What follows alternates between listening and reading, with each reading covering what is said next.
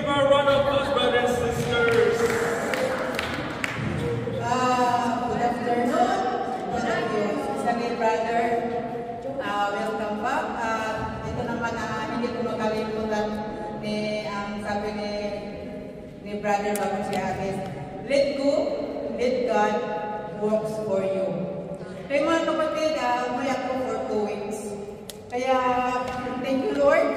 Dahil yung tatay ko ay may kati-kati, matagal na yung kati-kati para ng akasyungan niya, yung balat.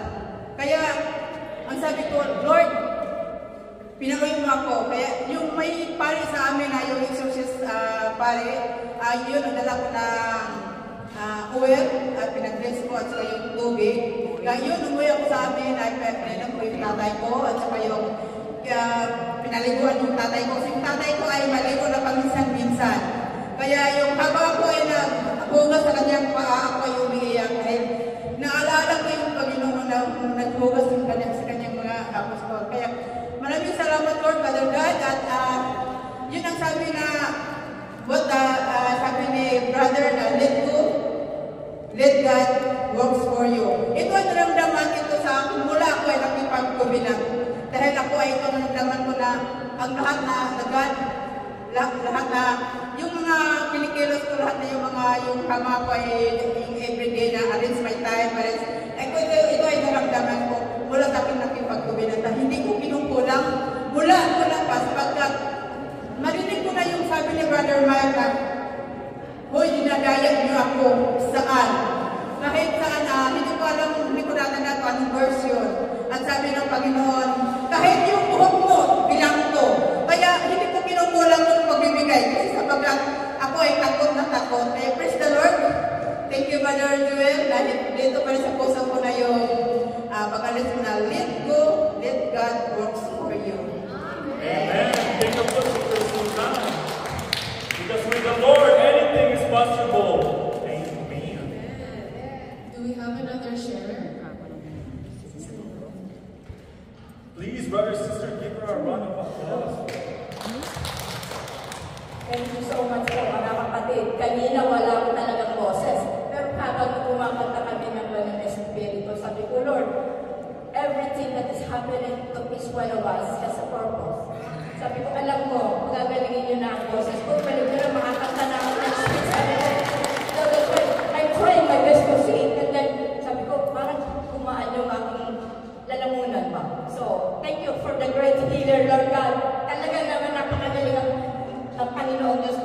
Greatest healer talaga, instantly. So, thank you, Lord. Thank you, Lord. Amen. See, brothers and sisters, her voice was gone. I was surprised. And now it's healed. Amen. Do we have another sharer? Sister Janine? Please give her applause, brothers and sisters.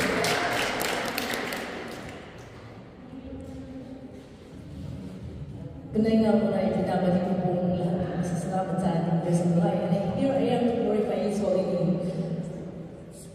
Ang Diyos ay tapat sa kanyang pangako na hindi po tayo mababayaan. Amen? Labis po nga po pagpapasalamat dahil tunay nga po ang Diyos natin ay Diyos ng kalakasan.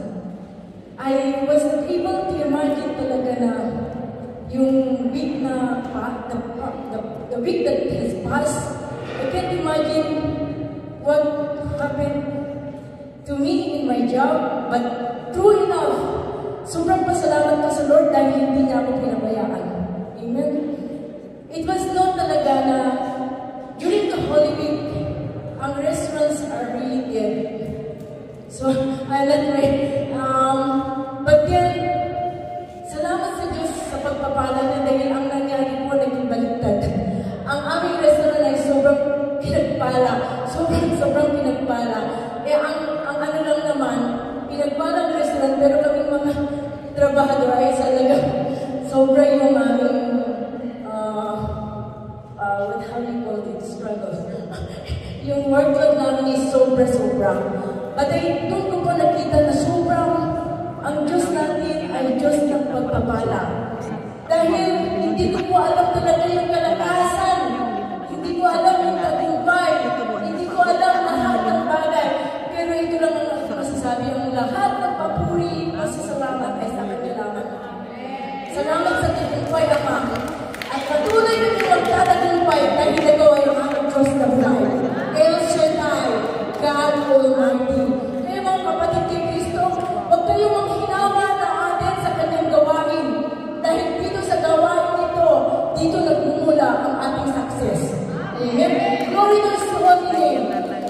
Lord Jesus Christ. Thank you, Holy Spirit. Hallelujah, hallelujah. Thank you,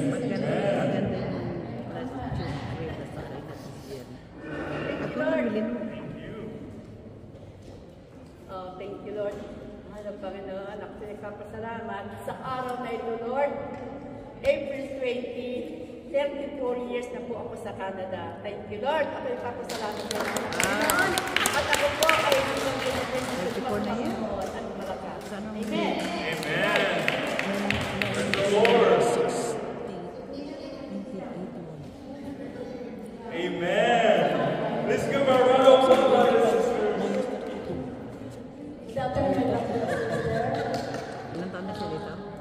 Una ay nagpapasalamat kay Lord.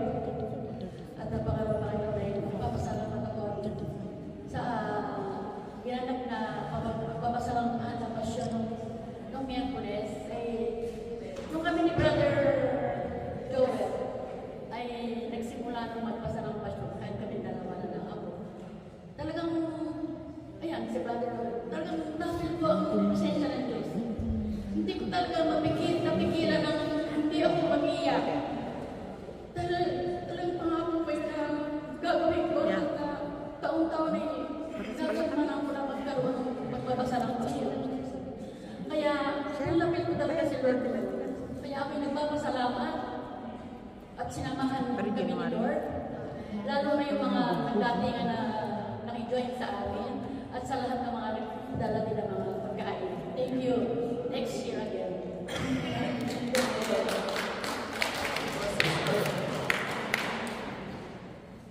So are there any more sharers, brothers and sisters?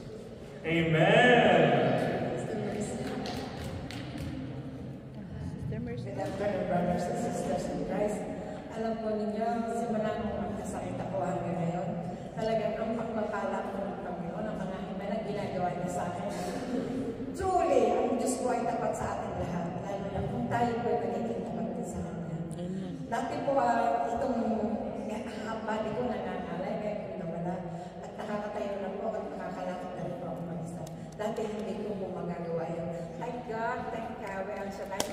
At ito yung mga kalalakan ko lahat. God is really, really faithful to all of us. Thank you, thank you. Amen. So brothers and sisters, are there any more sharers for today's feast? I think we go to the announcements. Amen, sister.